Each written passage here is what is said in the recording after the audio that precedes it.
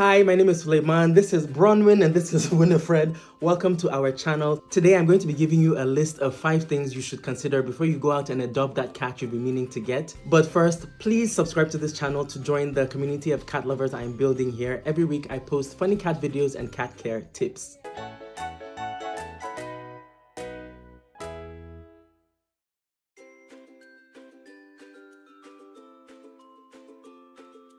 Number 1, decide whether you want to get a cat or a kitten. You need to make this decision before you go ahead and pull the trigger and know what you're deciding, because getting a cat is entirely different from getting a kitten.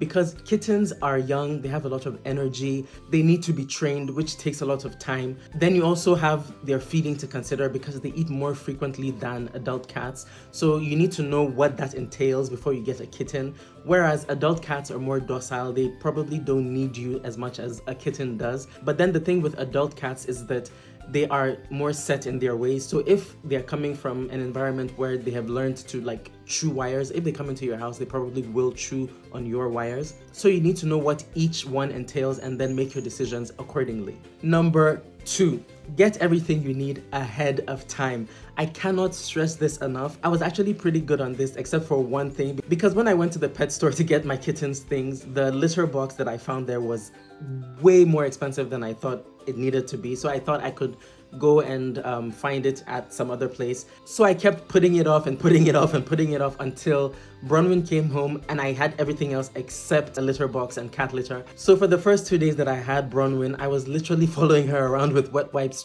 picking up her poop. And it was honestly, for someone like me who doesn't like to have to deal with that kind of thing and is sensitive to smells, it was really an interesting experience. So figure out what you need and get everything ahead of time. Number 3, minimize the cat's space. This is after you have brought them home, so you don't just let them run around the house on their first day. You keep them sequestered in a room, like maybe your bedroom or a bathroom that you're not using or a storage room or whatever.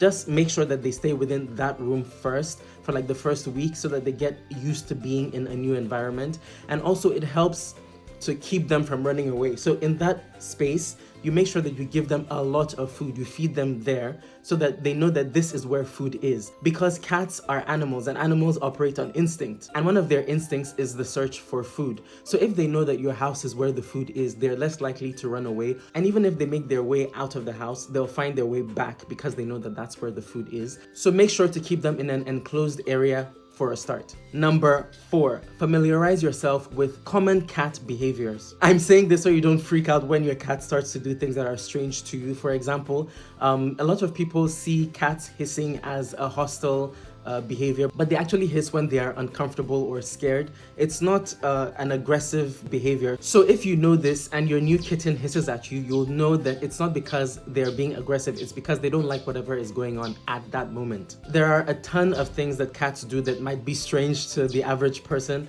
So look online, there's a lot you can research to find out about all of this. So do that and your life will be so much easier.